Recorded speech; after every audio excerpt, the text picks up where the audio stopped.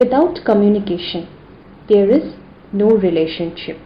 Without respect, there is no love. And without trust, there is no reason to continue. This quote is by an anonymous. So let's start our journey of our episode third part. एक प्यार ऐसा भी.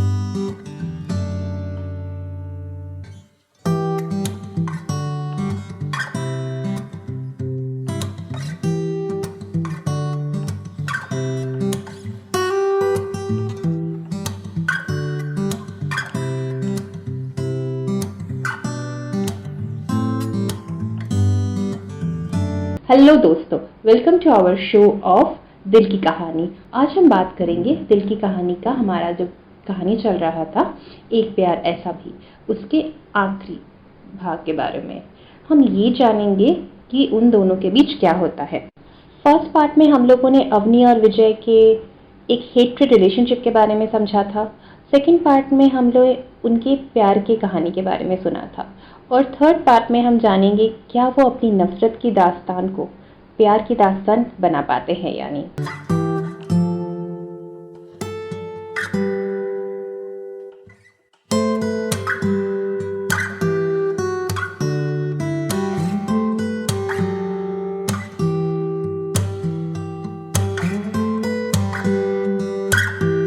तो चलिए शुरू करते हैं हमारी कहानी. जब बहुत बार कोई दरवाज़ा पीटने लगा, फिर अवनी को लगा कहीं विजय तो नहीं आया. शायद विजय को कुछ लगा होगा, शायद विजय मुझसे कुछ कहना चाहता होगा. वो हड़बड़ा के उठी और अपने आंसू पोंछी और एक बार चुपके से अपने आप को उस अंधेरे कमरे में भी देखने की कोशिश की, शीशे में वो कैसी दिख रही है. उसका कपड़ा इधर उधर हो गया था. वो उठकर अपना दुपट्टा संभाली और भाग के दरवाजे के पास गई, इस होप के साथ कि शायद उसका विजय आया है, उसको मनाने के लिए, उससे बात करने के लिए. और वो बहुत ही खुशनुमा और एक एक्सपेक्टेशन वाली नज़रों से दरवाज़ा खोल के दरवाजे की तरफ देखी. पर जब उसने उस चेहरे को देखा तो उसके आंखों में एक मायूसी सी छा गई. उसके सामने विजय नहीं, अनुपम खड़ा था. वो बोली, अनुपम. तो अनुपम बहुत खुशी से बोल के उठा, हाय डार्लिंग, तुम किसे एक्सपेक्ट कर रही थी? तुम्हें याद नहीं था मेरा पेरिस का ट्रिप खत्म हो गया है और मैं तुम्हें लेने आया हूँ. हाँ अनुपम. क्या हुआ डार्लिंग, तुम इतनी दुखी और मायूस क्यों दिख रही हो?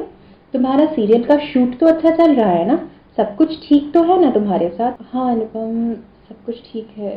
कुछ नहीं, मैं थोड़ी सी टायर्ड हूँ अनुपम. अगर तुम कुछ माइंड न करो तो हम कल मिले. अब मुझे अकेले रहना है, मेरे सर में बहुत दर्द है. Everything is okay darling. तुमने दवाई ली? माइग्रेन का दर्द तो नहीं? अनुपम प्लीज़ आज के लिए मुझे एक्सक्यूज़ कर दो, हम कल मिलते हैं. बोलकर वो दुखी मन से दरवाज़ा बंद करके अपने कमरे पे चली जाती है. और रोते रोते कब उसकी आंख लग जाती है उसे पता भी नहीं चलता. अगले दिन सुबह वो टाइम पे शूट पे पहुंचती. उधर विजय भी बहुत बेचैन था. पिछले दिन जो हुआ उसके बारे में उसने भी पूरी रात सोची और सो नहीं पाया. उसे लगा शायद 5 साल पहले उसने कोई गलती की थी. शायद अवनी उससे सच में कुछ कहना चाहती थी. शायद उसके और अनुपम के बीच कुछ नहीं था. उन दोनों के बीच बहुत सारे शायद थे, पर इनका जवाब सिर्फ वो दोनों एक दूसरे को दे सकते थे. इसीलिए उसने सोचा आज वो अवनी से बात करके रहेगा, कुछ भी हो जाए. वो इधर उधर भटक ही रहा था कि उसने देखा अवनी आ चुकी है. अवनी को देखकर वो मानो खुशी से फूले नहीं समा रहा था और वो भागते हुए अवनी की तरफ कदम बढ़ा ही रहा था कि पीछे से उसके साथ आते हुए चेहरे को देखकर उसकी आंखें लाल हो गई. उसके साथ हाथ पकड़ के अनुपम आ रहा. विजय को वो दृश्य देखकर आंखों से अंगारे निकलने लगे. उसकी आंखों में एक दुख भी था, उसकी आंखों में आंसू जो आना तो चाहते थे, पर मानो वो किसी को ये दिखाना नहीं चाहता था कि वो कितना कमज़ोर था. वो किसी को अपने दर्द दिल का बयां बताना नहीं चाहता था. वो किसी को ये जताना नहीं चाहता था कि 5 साल हर रात उसने अवनी को याद किया. 5 साल उसने हर उस लम्हे को याद किया जब वो और अवनी साथ हुआ करते थे. अवनी की बातें, अवनी की ख्यालातें, अवनी का प्यारा खाना, अवनी का हर चीज। उसकी जिंदगी में बहुत सारी लड़कियां थी, पर उसका दिल सिर्फ अवनी के साथ था। उसकी चाहत सिर्फ अवनी थी, उसकी दिल की जरूरत ही सिर्फ अवनी ही थी। आज उसका दिल उसको फिर से धिक्कार दे रहा था, उससे मानो चीख चीख के कह रहा था, विजय, तुम्हें शर्म नहीं आती? तुमने फिर से एक बार उस लड़की पे भरोसा किया जिसने 5 साल पहले तुम्हारे दिल को तोड़ दिया था, तुम्हारे विश्वास को रौंद दिया था, तुम्हारे सवालों के जवाब उसने देने की कोशिश नहीं की थी। या कहूं विजय, तुम्हें धोखा दिया था। उसकी दिल की आत्मा उसको चीख चीख कर ये सब कह रही थी। वो गुस्से में वैनिटी में चला गया और वहां जाकर पहले दिन की तरह चीजें तोड़फोड़ करने लगी। जब उसका तोड़फोड़ करने के बाद थोड़ा सा दिल में चैन आया तो वो बहुत जोर से रोने लगा, बहुत जोर से म्यूजिक चलाकर, और बार बार अपने आप से ये सवाल पूछने लगा, अवनी, अवनी क्यों, अवनी क्यों, क्यों क्यों क्यों तुमने मेरे साथ ऐसा किया? अवनी, मेरी क्या खता थी? मैंने तो तुम्ही से प्यार किया, सिर्फ तुमसे, जान से ज्यादा, दिल से ज्यादा। जान कहता था मैं तुम्हें, फिर क्यों अवनी, क्यों क्यों क्यों? फिर उसको स्पॉट से कोई बुलाने आया और विजय ने अपने आप को संभाल कर चेहरा धोकर सीन में आया। उन लोगों की शूटिंग शुरू हुई। उनके बीच एक नफरत का सीन था और दोनों उसी जोन पे थे, तो वो सीन बहुत इंटेंस हुआ और दोनों की आंखों में वो नफरत दिख रहा था। डायरेक्टर बहुत खुश हुआ और एक ही शॉट में पूरा सीन ओके हो गया। कुछ दिन ऐसे ही चलने लगे। अनुपम हर रोज उसको छोड़ने आता था और दोनों के बीच खामोशी थी, एक्टिंग थी, और विजय की आंखों में नफरत और अवनी की आंखों में दर्द। फिर उस सीन की बारी आई जब अवनी और विजय एक दूसरे के होने वाले थे। उनके बीच सारी दूरियां खत्म होने वाली थी। वो 2 से 1 होने वाले थे सीरियल के एपिसोड में। उस सीन के लिए अवनी बहुत ज़्यादा अनकंफर्टेबल महसूस कर रही थी। विजय बार बार अवनी को अपने पास खींच रहा था, पर अवनी उससे दूर भाग रही थी। डायरेक्टर को लगा पहली बार वो लोग ऑन स्क्रीन में ऐसा सीन कर रहे हैं, इसीलिए शायद अवनी अनकंफर्टेबल हो रही थी।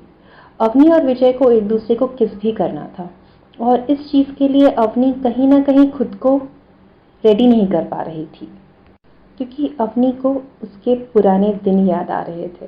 विजय के छूने से उसके पूरे जिस्म एक करंट सा दौड़ रहा था और वो एक्सप्रेशन वो सबके सामने, यहाँ तक कि विजय के सामने भी आना नहीं देना चाहती। वो नहीं चाहती थी कि विजय को ये समझ आए कि आज भी उसके दिल में सिर्फ और सिर्फ विजय की जगह है, जो विजय उसकी आंखों में देख सकता था और उसके छूने से और भी अच्छी तरह से समझ पाता।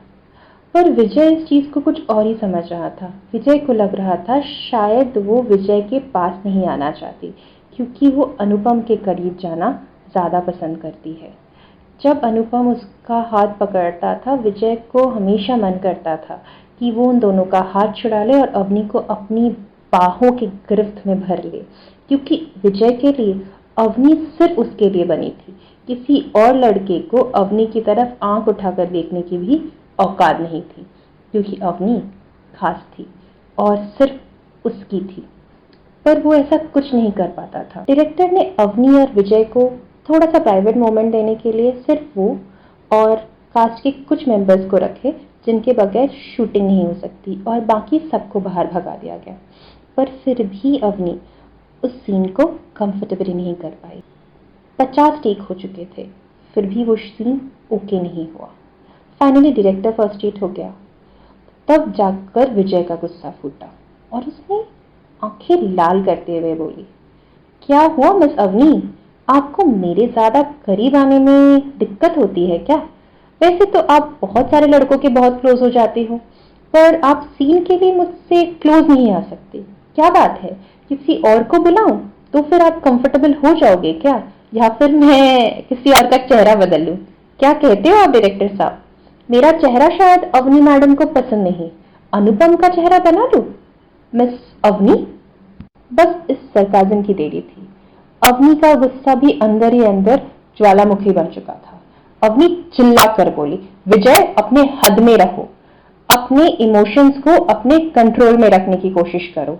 हाँ, आज अनुपम मेरा मंगेतर है, इसके पहले वो मेरा कुछ नहीं लगता था। तुम अपने शक को हमारे रिश्ते की बुनियाद बना के रख दिया। तुम्हारे शक की वजह से आज हम अलग हैं और मैं अनुपम की होने वाली पत्नी हूँ। पर इसका मतलब ये नहीं कि मैं अपने काम के लिए डेडिकेटेड नहीं हूँ और मुझे किसी और इंसान ने छूने की कोशिश कभी भी नहीं की। मुझे जिंदगी में सिर्फ एक ही इंसान ने छुआ है और उसका नाम शायद तुम मुझसे बेहतर जानते हो। ये बोलकर वो विजय की आंखों में देखकर गुस्से में वैनिटी में चली गई और जाकर रोने लगी। विजय, विजय, विजय, विजय, क्यों विजय, क्यों क्यों तुम अब मुझे माफ नहीं कर सकते? क्यों तुम मेरी बात नहीं सुन सकते? क्यों तुम उस रात की हकीकत को एक बार जानने की कोशिश नहीं कर सकते? क्या तुम्हें मेरे प्यार पर इतना भी भरोसा नहीं था विजय? तुम्हें पता था तुम्हारे सिवाय मैंने कभी किसी लड़के की तरफ आंख उठाकर नहीं देखा। देखने की जरूरत ही नहीं पड़ी ना विजय। जब से होश संभाला है सिर्फ तुम्हें देखा है। फिर तुम्हें कैसे लग सकता है कि तुम्हारी अवनी सिवाय तुम्हारे किसी और की तरफ देख सकती है? मैं ये सीन क्यों कंफर्टेबल नहीं थी ये भी तुम नहीं समझ पाए। जो लड़का मेरे हर बात को बिन बताए समझ सकता था, वो ये क्यों नहीं समझ पाया कि आज भी मैं सिर्फ उससे प्यार करती हूँ।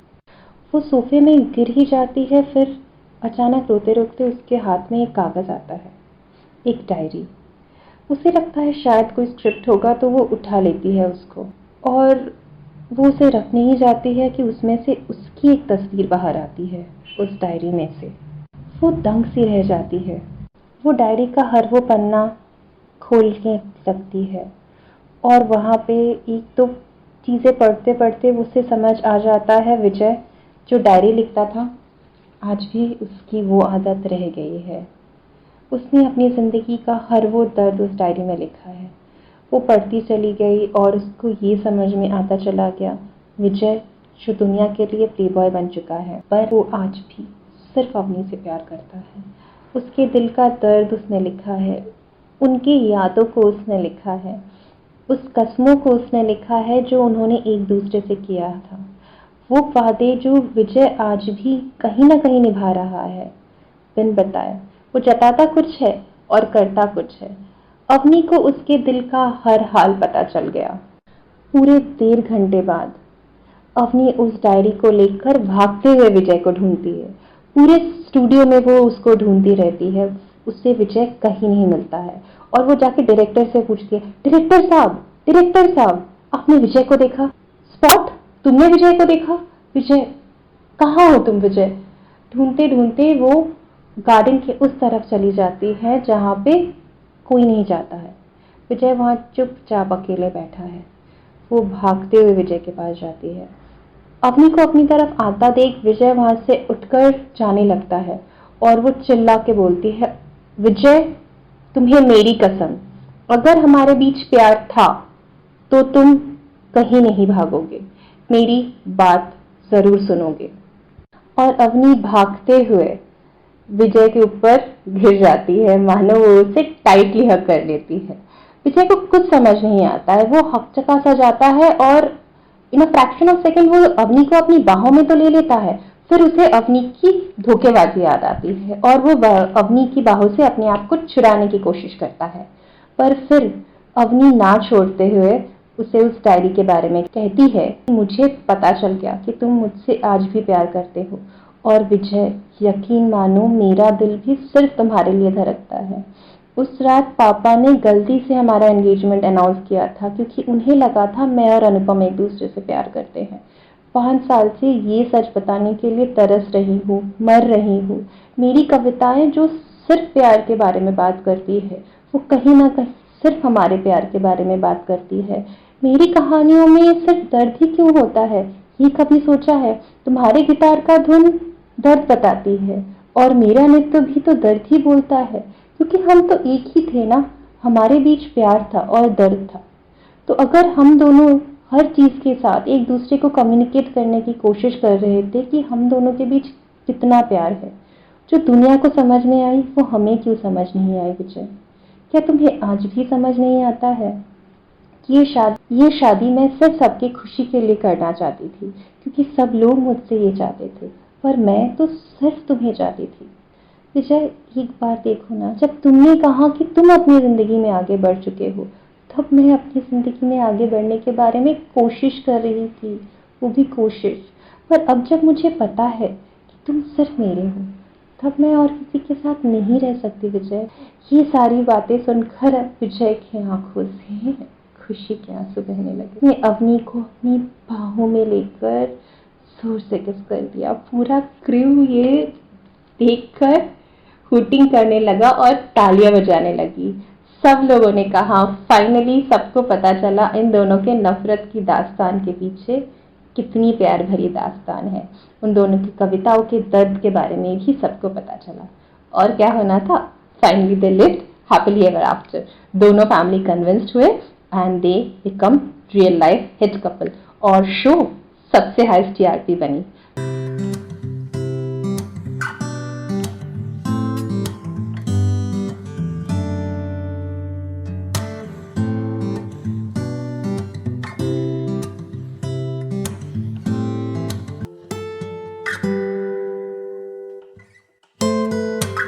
सो फ्रेंड्स, आपको ये स्टोरी कैसी लगी? अगर आपको ये अच्छी लगी और आप लोग कहीं से भी रिलेट कर पाए तो मुझे ज़रूर रिव्यू शेयर कीजिएगा। एप्पल पॉडकास्ट, यूट्यूब, फेसबुक, कहीं पर भी आप मुझे शेयर कर सकते हो। और एक खास बात, अगर आप किसी से प्यार करते हो तो उससे बात करो, कभी उससे दूर मत रहो, क्योंकि कम्युनिकेशन से बहुत बड़ी से बड़ी प्रॉब्लम सॉल्व हो जाती है। So please communicate with your partner, उनसे बात कीजिए और दिल का हर प्रॉब्लम सॉल्व कीजिए, क्योंकि हर प्रॉब्लम आसान होता है। सो आई होप नेहा तुम्हें ये सोल्यूशन काम आएगा। Hope to see you in the next episode. We are signing off. Bye bye. Have a nice weekend.